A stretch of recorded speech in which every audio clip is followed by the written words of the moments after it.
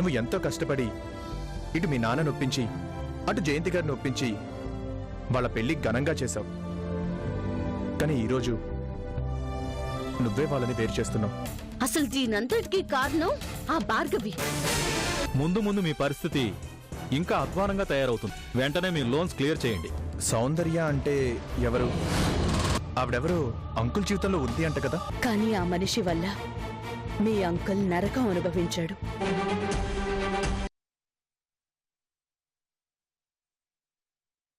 Hyderabad outer ring road వద్ద చేపట్టిన flyover నిర్మాణాన్ని వెంటనే నిలిపివేయవలసిందిగా రాష్ట్ర హైకోర్టు ఆదేశించింది. ఫ్లైఓవర్ నిర్మాణం వల్ల 2 పురాతనమైన ఆలయాలు కూల్చివేయవలసి వస్తుందని, 200 సంవత్సరాల చరిత్ర కలిగిన ఆలయాల కూల్చివేత సమంజసం కాదని, ఫ్లైఓవర్ నిర్మాణం మానుకోవాలని హైకోర్టులో వేసిన పిల్కు ఈ రోజు ధర్మాసనం ఈ తీర్పు వెలువరించింది. ఇప్పటికే ఫ్లైఓవర్ నిర్మాణం కోసం అన్ని ప్రక్రియలు పూర్తి చేసుకున్న ప్రభుత్వం కోర్టు ఉత్తర్వులతో పునరాలోచనలో పడింది. ఇప్పటికే నిర్మాణం కోసం వేసిన టెండర్స్ అన్నింటినీ రద్దు చేసింది.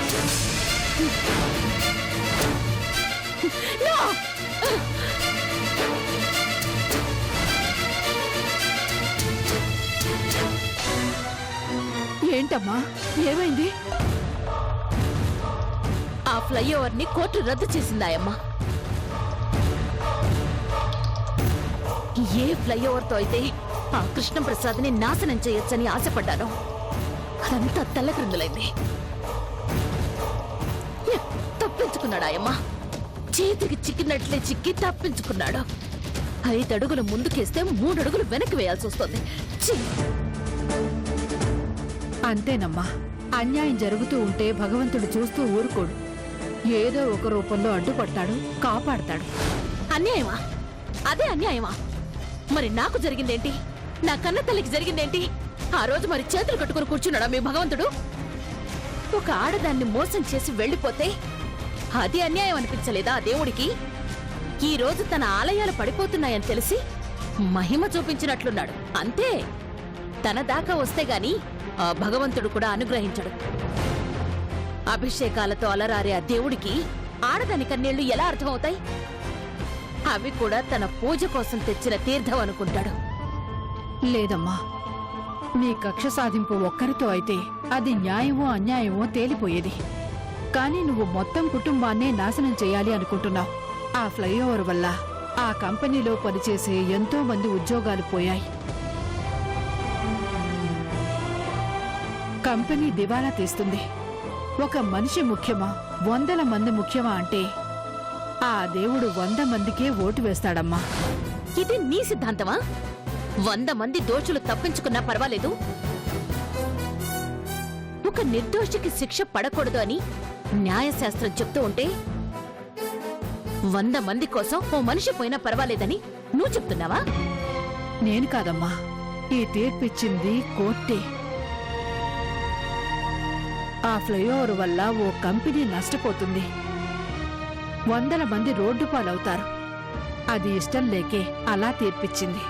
బోర్డు ఈ తీర్పు రావడం వల్ల వాళ్ళు బయటపడినట్లు అనుకోకు. 100 బాణాలు విసిరితే ఒక్కటి గురి తప్పింది. కానీ ఆ కృష్ణప్రసాద్ని నాశనం చేయడానికి 99 బాణాలు రెడీగా ఉన్నాయి. కృష్ణప్రసాద్ మొదటి దెబ్బకే చచ్చిపోతే ఆటలో సరదా ఉండదు. వేటాడాలి, వెంటాడాలి, పరుగెత్తించి ప్రాణభయం తెలిసేలా చేసి అప్పుడు పంజాతో కొట్టి చంపాలి. వేటాడదా?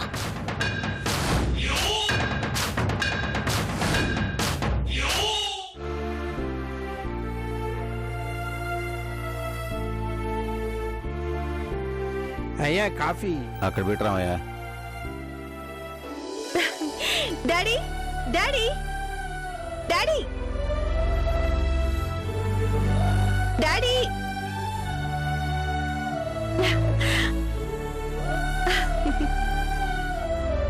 డాడీ, డాడీ, అరే అరే అరే అరే అరే ఏంటమ్మా, ఏంటి ఆనందం, ఏమైంది?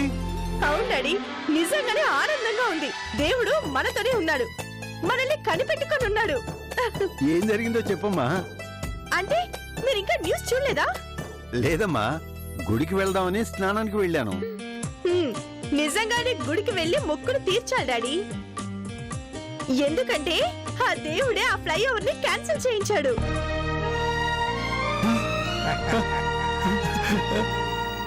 నిజమా? అవును డాడీ, ఫ్లైఓవర్ కట్టాలంటే 2 పురాతన ఆలయాలు పగలగొట్టాల్సి వస్తుందట. పైగా అక్కడ ఫ్లైఓవర్ కట్టడం వల్ల ప్రయోజనం లేదని హైకోర్టులో తీర్పు వేశారు. దానికి కోర్టు ఈ రోజు తీర్పిచ్చింది డాడీ. అందుకే టెండర్స్ అన్ని క్యాన్సిల్ చేసేశారు. నేను ఇది నమ్మలేకపోతున్నానమ్మా. నిజం డాడీ, మీరు అన్నారు కదా దేవుడు ఏదో ఒక రూపంలో వచ్చి సాయం చేస్తాడు అని. అది నిజం అయింది. నిజంగానే దేవుడు మనకి సాయం చేశాడు. ఆయన కాపాడుకుంది ఆయన ఆలయాల్ని మాత్రమే కాదు డాడీ, ఎంతమంది ఎంప్లాయీస్ కుటుంబాల్ని కాపాడాడు. ఈ నెల మీ పరువుని, మన గౌరవాన్ని కాపాడాడు. నాకు చాలా చాలా సంతోషంగా ఉంది. అయ్యగారు 10 మందికి అన్నం పెట్టారే గాని ఎవరి కడుపు కొట్టలేదమ్మా. ఆయనకి దేవుడు మంచే చేస్తాడు గాని అన్యాయం చేస్తాడా అమ్మా? కరెక్ట్ గా చెప్పావు రామయ్య. ఆ డాడీ, చీఫ్ సెక్రటరీ గారికి ఫోన్ చేశాను. ఫ్లైఓవర్ క్యాన్సిల్ అయింది కాబట్టి మనం బ్లాక్ లిస్ట్ లోకి వెళ్లే ప్రమాదం నుండి తప్పినట్లే అన్నారు డాడీ. మనం మామూలుగా మన బిజినెస్ చేసుకోవచ్చు అని చెప్పారు. కొత్త ప్లాన్ ప్రకారం మళ్ళీ ఫ్లైఓవర్ ఎక్కడ కట్టాలో త్వరలోనే అనౌన్స్ చేస్తారన్నారు. మంచి తల్లి, చాలా మంచి మాట చెప్పావు. మరి ఈ విషయం కృష్ణబాబు గారు కూడా చెప్పారా అమ్మా?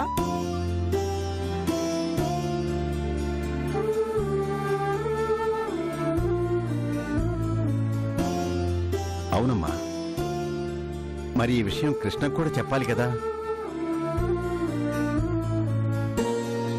జరిగిన దానికి మనం ఎంత బాధపడ్డామో దానికి 10 తను బాధపడ్డాడు. ఆ భగవంతుడు నిజానికి కరుణించింది మనల్ని కాదమ్మా, కృష్ణని. నేను ఆ రోజే చెప్పాను కదమ్మా, కృష్ణ దగ్గర పొరపాటు జరిగిందంటే నేను నమ్మను అని. కృష్ణ నా అల్లుడు కాకముందే అతని గొప్పతనం నాకు తెలుసు. ఆవేశంలో అనేసావు కదా. ఇప్పుడైనా వెళ్ళి జరిగిందంతా చెప్పి మీ ఆయనకి ధైర్యం చెప్పాలి కదా. నాకు వెళ్ళాలనే ఉంది డాడీ, కానీ చందు ఏమంటుందో అని భయంగా ఉంది. భయం ఎందుకమ్మా? చందు నీ బిడ్డే కదా. తల్లి మీద బిడ్డ కోపం ఎంతసేపు, బిడ్డ మీద తల్లి పట్టుదల ఎంతసేపు. వెళ్ళమ్మా, వెళ్ళి కృష్ణకు కాస్త ఊరట కలిగించు. వెళ్ళు, వెళ్ళమ్మా. అలాగే డాడీ.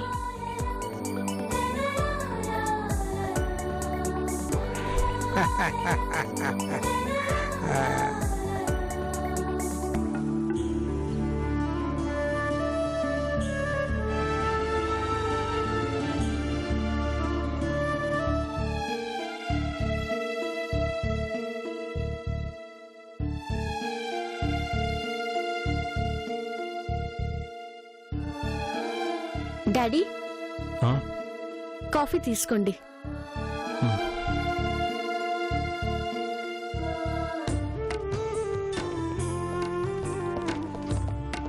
ప్లీజ్ డాడీ, మీరు ఇలా డల్ గా ఉండకండి. అమ్మ తను చేసింది తప్పని తెలుసుకొని వస్తుంది చూడండి.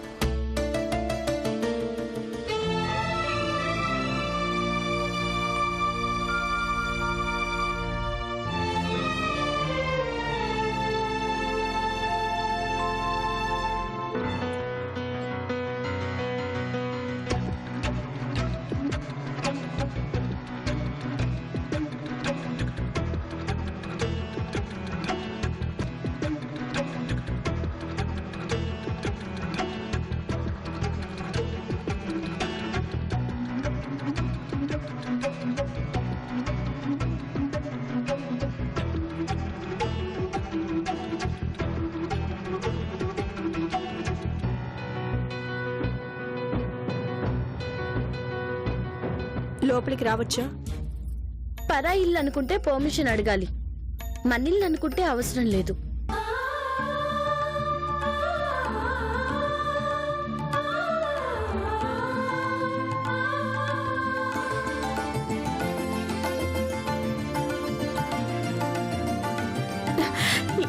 ఏమండి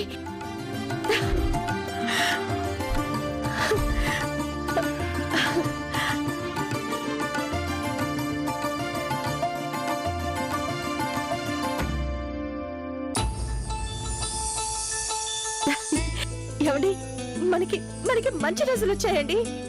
ఫ్లైఓవర్ ని హైకోర్టు క్యాన్సిల్ చేసేసింది తెలుసా? నిజంగానా? నిజం అంకుల్.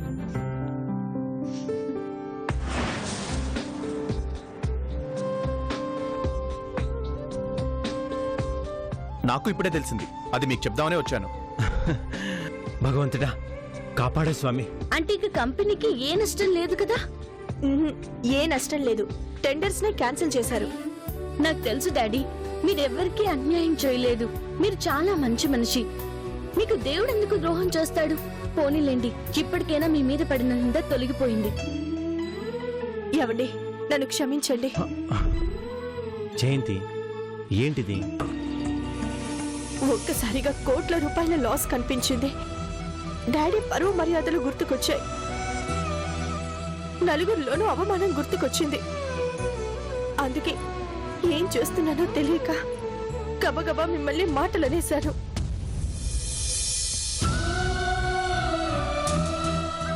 కంపెనీని బ్లాక్ లిస్ట్ లో పెడతారు అనేసరికి కాళ్ళు చేతులు ఆడలేదు. ఆ బాధని ఎలా వెళ్ళగక్కాలో అర్థం కాక మిమ్మల్ని అనరాని మాటలన్నీ అనేశాను. కానీ దేవుడే మీ తప్పేం లేదని నిరూపించాడు. నన్ను క్షమించండి. నా తప్పు లేదని నేను సమర్థించుకోను జయంతి. నిజంగా నా వల్లే ఆ తప్పు జరిగింది. దేవుడి దేవాళ్ళు బయటపడ్డాం గాని లేకపోతే జరగాల్సిన దారుణం జరిగిపోయేది. ఇందులో తప్పంతా నాదే. నీ స్థానంలో నేనున్నా అలాగే చేసేవాణ్ణి. తప్పు మీది కాదు అంకుల్. ఆ భార్గవే చేయించింది. అనంతరం చేత ఇంత ఘోరం చేయించింది. అయినా నేను కూడా కొంచెం ఓర్పుతో ఆలోచించాల్సింది. తొందరపడ్డాను. నిజంగానే మీ మనసును గాయపరిచాను. చందు, నీకు కూడా సారీ చెప్తున్నాను. దేనికమ్మా? నేను ఆ రోజు ఆవేశపడ్డాను, కానీ ఆలోచిస్తే అందులో నీ తప్పేం లేదని ఇప్పుడు అర్థమైంది.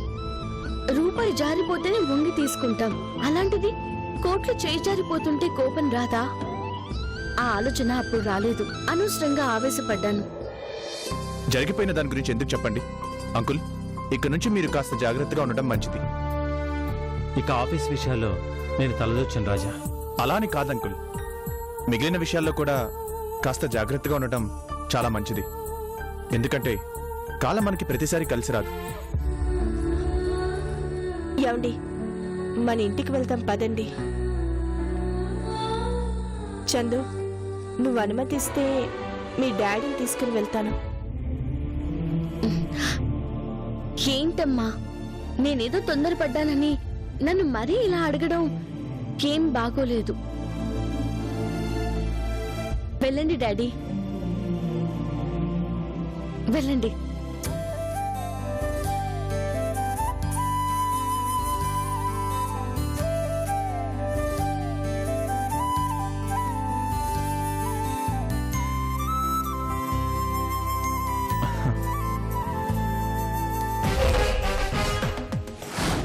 టెండర్స్ కూడా క్యాన్సిల్ చేయడంతో వాళ్ళు బ్లాక్ లిస్ట్ నుంచి తప్పించుకున్నట్టే మేడం.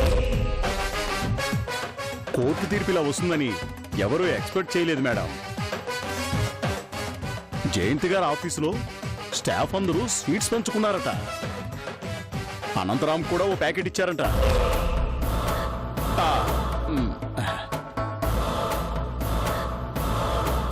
పోతే పోయింది మేడం. ఈ ఒక్కటి తప్పించుకుంటే సరిపోయిందా? మీరు దృష్టి పెట్టాలి గాని ఎన్నైనా చేయగలరు మేడం. ఈరోజు తప్పించుకుంటే సరిపోయిందా? ఎలా తప్పించుకుంటారు? ఫ్లైఓవర్ అంటే హైకోర్టు తీర్పుతో బయటపడ్డారు. సముద్రంలో మునిగిపోయేవాడిని ఒక అల బయటికి నెట్టింది అంటే సముద్రం వాడి మీద ప్రేమ చూపించినట్లు కాదు, వాడి అదృష్టం బాగున్నట్లు. ఇది అంతే. ప్రతిసారి భగవంతుడు కరుణించడు, ప్రతిసారి కోర్టు తీర్పులు చెప్పదు. అంతే మేడం. గజనీ మహమ్మద్ 21 సార్లు ఓడిపోయి గెలిచాడు. మనకు గెలుపు ముఖ్యం, ఓటమి లెక్కే లేదు. మీరు తలుచుకుంటే ఏదైనా చేయగలరు మేడం. అవును మహేంద్ర, నీకు ఆఫీసులో పనేం లేదా? ఇంటికొచ్చేసావు. ముందే ముసల్దాన్ని బయటికి పంపిస్తే గాని దరిద్రం వదిలిపోదు. మేడం గారు రమ్మంటే వచ్చామండి. వచ్చిన వాడివి బెదరకుండా ఉండక ఎందుకలా ఏదో ఒకటి రెచ్చగొడతావు? ఒకసారి కొండని ఢీకొట్టి మాడు పగిలింది చాలదా? మళ్ళీ వెళ్లి గుద్దుకోమని సలహా ఇస్తావే? నాకెవ్వరూ సలహాలు ఇవ్వాల్సిన పనేం లేదాయమ్మా. నేనేం చేయాలో నాకు బాగా తెలుసు. ఆ రోజే చెప్పాను కదా, నా టార్గెట్ని ఎప్పుడో ఒక్కసారి ఫెయిల్ అయినంత మాత్రాన వదిలిపెట్టను. మళ్ళీ మళ్ళీ ట్రై చేస్తాను. ఆ ఫ్యామిలీని చిన్న భిన్నం చేస్తాను. నువ్వేం చేద్దాం అనుకున్నా అది చివరికి వాళ్ళకి మంచే జరుగుతుంది.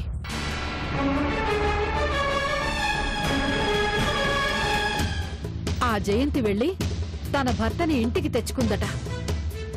వాళ్ళు హాయిగా ఉండబోతున్నారు. హాయిగా ఉంటారా? బాగా గుర్తు చేసావాయమ్మా, థ్యాంక్స్. వాళ్ళని ఆర్థికంగా దెబ్బతీసి రోడ్డున పడేద్దాం అనుకున్నాను, కుదరలేదు. ఓకే, ఇప్పుడు మానసికంగా దెబ్బతీయొచ్చు అని బాగా గుర్తు చేశావు.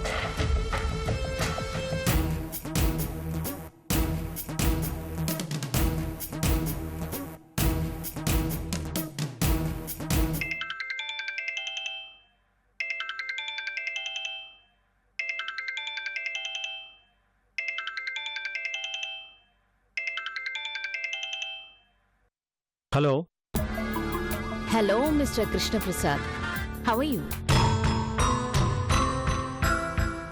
నువ్వా? అసలు నీతో మాట్లాడాల్సిన అవసరం నాకు లేదు. పూర్తిగా నేను చెప్పేది విను.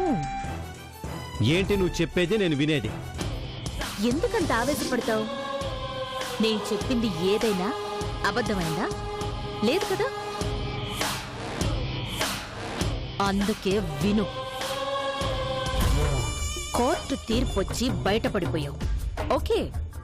కానీ నీ కూతురి కాపురం ఇంకా చక్కబడలేదు కదా.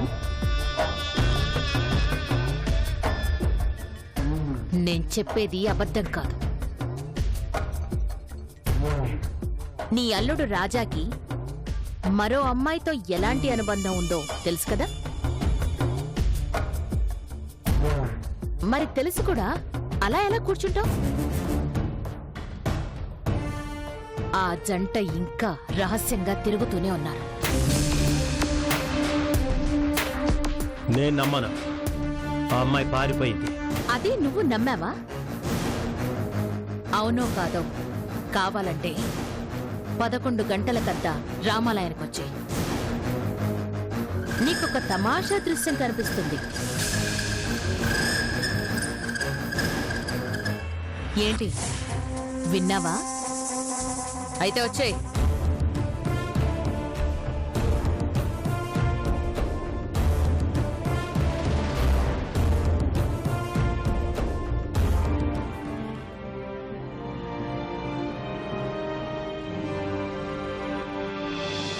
ఆ కృష్ణప్రసాద్ వల్ల నా తల్లి మోసపోయింది. నా తల్లి నేను నరకం అనుభవిస్తున్నప్పుడు మా కన్నీళ్లు తుడవడానికి ఎవరూ రాలేదు. అతని ద్రోహం వల్ల నా తల్లి కుమిలి కుమిలి చనిపోయింది.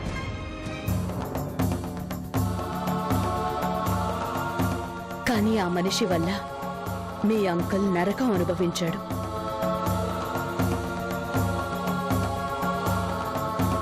ఒక రకంగా చెప్పాలంటే కృష్ణ జీవితంలో సౌందర్య ఒక పెద్ద విషాదం.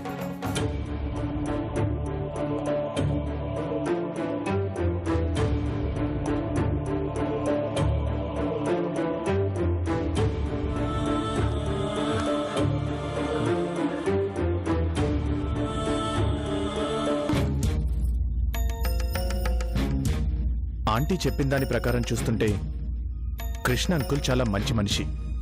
కానీ భార్గవి ఎందుకు అలా చెప్తోంది? ఇందులో నిజమెవరిది, అబద్ధమెవరిది? నేనెవరి మాట నమ్మాలి?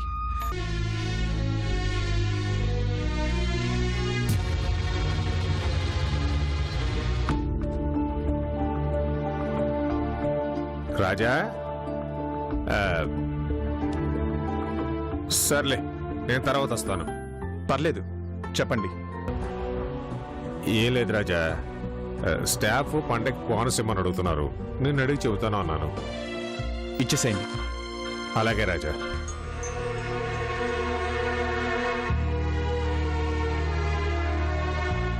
ఏమైంది రాజా, ఎందుకు అలా ఉన్నావు? సమస్యలు చుట్టుముట్టేస్తున్నాయి మూర్తి గారు. ఒకదాన్ని తప్పించుకోవాలని ప్రయత్నిస్తుంటే మరొకటి దాని వెనకాలే రెడీగా ఉంటుంది. ఇప్పటిదాకా బిజినెస్లో ఎదురయ్యే ప్రాబ్లమ్స్ మాత్రమే తెలుసు. వాటికి నా దగ్గర సమాధానాలున్నాయి. కానీ జీవితంలో ఎదుర్కోలేని సమస్యలు మొదలయ్యాయి. వాటిని ఫేస్ చేయగల ఓర్పు, నేర్పు నా దగ్గర లేవు. అందుకే ఈ టెన్షన్. ఏంటి రాజా, ఆ నందిని గురించి ఆలోచిస్తున్నావా? ఆ నందిని విషయంలో మీ మామగారిని ఎలా ఒప్పించాలని ఆలోచిస్తున్నావా? లేదండి, నందిని విషయంలో మా మామగారు దోష కాదా అని ఆలోచిస్తున్నాను. ఏంటి రాజా నువ్వు అనేది? ఇప్పటి వరకు ఈ సమస్యని ఎవరికీ చెప్పలేదు. చెప్పుకునే పరిస్థితి కాదు. మీరు ఆత్మీయులు కాబట్టి మీ దగ్గర చెప్తున్నాను. మీ అనుభవం నాకు పరిష్కారం చూపిస్తే అంతే చాలు. అసలు ఏం జరిగింది రాజా? చెప్తాను. నాకు కనిపించిన నందిని మనల్ని మోసం చేసింది. ఇంతవరకే మనకు తెలుసు కదా మూర్తి గారు. అవును. కానీ ఆ నందిని ఎవరో కాదు, నరేంద్ర గారి కంపెనీ కొన్న భార్గవియే మారు వేషంలో నన్ను వెతుక్కుంటూ వచ్చిన నందిని.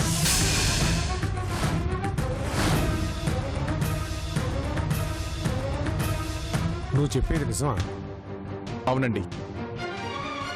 అంకుల్ని ఫ్లైఓవర్ విషయంలో మోసం చేసినందుకు కారణం తెలుసుకుందామని ఆ భార్గవి ఇంటికి వెళ్ళాను.